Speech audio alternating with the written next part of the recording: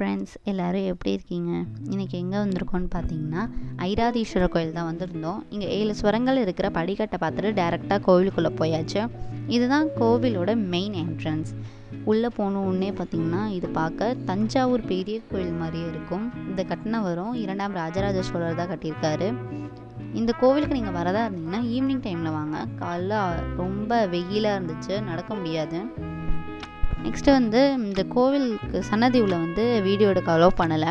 அதனால தான் இங்கே வெளில வீடியோ எடுத்தேன்.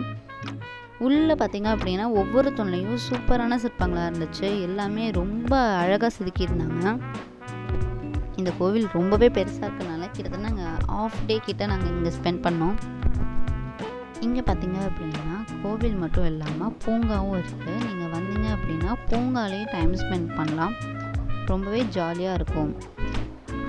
இங்கே பார்த்தீங்க அப்படின்னா சின்ன சின்ன சிற்பங்களாக இருக்குது. இங்கே மேலே இங்கே ஒரு பாட்டாகவும் இங்கே சன்னதியெலாம் இருக்குது.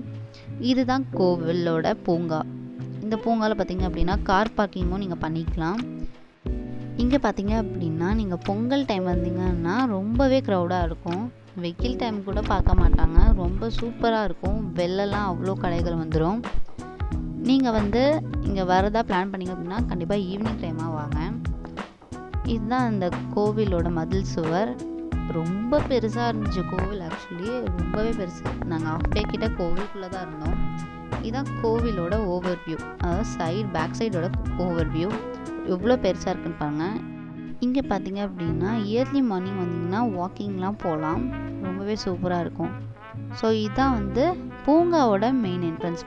உங்களுக்கு பிடிச்சிருந்தா லைக், ஷேர், கமெண்ட் பண்ணுங்கள். மறக்காமல் சப்ஸ்கிரைப் பண்ணுங்கள்.